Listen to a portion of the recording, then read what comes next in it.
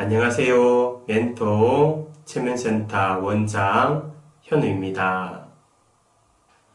오늘도 죽음 그 이후의 세계와 만남에 대해서 한번 이야기해 보려고 합니다.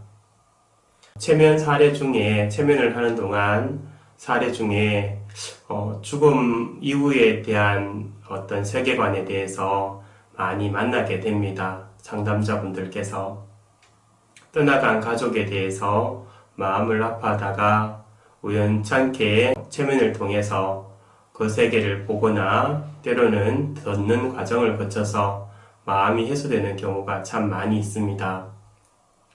할머니 한 분이 오셨습니다. 연세는 한 70세 정도 되셨습니다. 아드님이 갑자기 스스로 생을 마감을 했습니다. 아침까지 너무나 잘 있다가 간 회사에 출근한 아들이었는데 갑자기 회사에서 스스로 생을 마감을 한 케이스였습니다.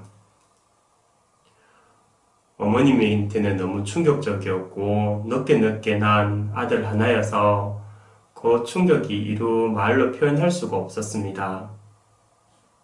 당연히 잠도 잘 수가 없었고 밥을 먹지도 못했으며 끊임없이 고민하고 왜 그랬을까 힘들어 하셨습니다. 무슨 무속인을 찾아가서 물어도 보고 여러 가지를 다 해보았지만 마음이 해소가 되지 않아 너무나 고생하고 계시는 사례였습니다. 체면을 했었고 깊은 체면에 들게 되었습니다.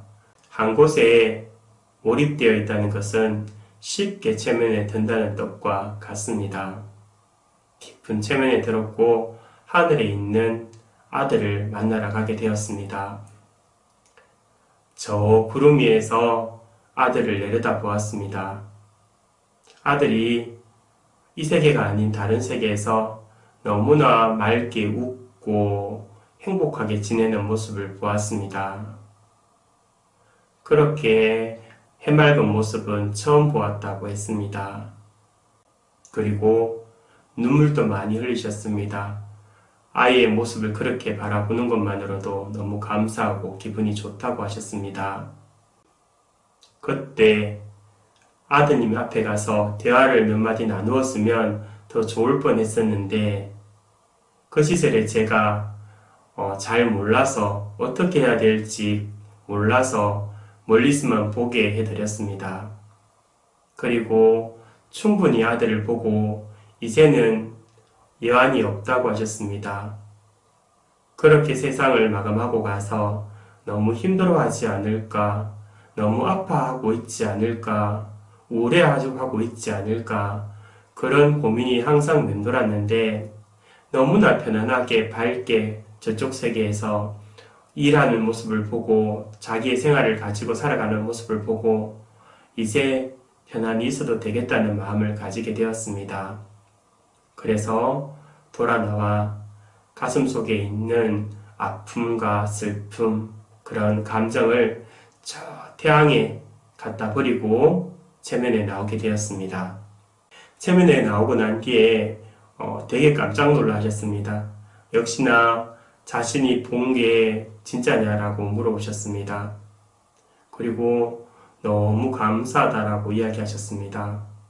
그렇게라도 아들을 볼 수 있어서 얼마나 감사한지 모르겠다고 이제는 좀 편안히 누워서 잘 수 있을 것 같다고 이야기하셨습니다. 그렇게 돌아가시고 2주쯤 있다가 다시 한번 들렸었는데 그때 과일을 좀 가지고 오셨습니다. 너무 편안하게 잠을 잘 잔다고. 아직까지 아들이 왜 그렇게 갔는지는 확실하지는 않지만 처음보다 마음이 너무 편해졌다고. 그렇게 그쪽 세상에서 편하게 웃고 있는 모습을 보니 어쩌면 여기보다 거기가 마음이 더 편안할 수도 있겠다라는 생각을 했다고 이야기하셨습니다. 네, 잠도 잘 주무시고 이제 식사도 조금 하실 수 있고 아들이 남겨준 아이를 할머님이 잘 키워가면서 살아가 보겠다고 하셨습니다. 네, 체면을 통해서 가끔 그렇게 죽음 이후의 세계에 대해서 만나게 됩니다. 전에도 말씀드렸지만 이것은 진짜인지 가짜인지는 잘 모릅니다. 일반 사람들은. 하지만 중요한 건 본인이 가서 만났고 그리고 마음에 어리진 부분이 해소가 되었다는 것입니다. 그래서 이 세상을 살아갈 수 있는 힘을 얻었다는 것입니다. 가끔씩 저희 동네 옆으로 한 번씩 지나가십니다. 네, 얼굴도 보고 인사도 하고 있습니다. 정말 많이 편해진 모습으로 삶을 살아가시는 모습을 뵙고 있습니다.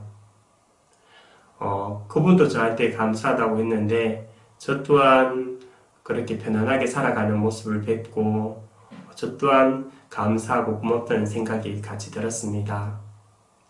체면은 잠재의식을 활용하는 하나의 방법입니다. 우리의 잠재력, 잠재의식의 힘은 무궁무진합니다. 정말 불가능한 일을 가능케 하기도 합니다. 체면은 마음을 강화시키는 방법이기도 합니다.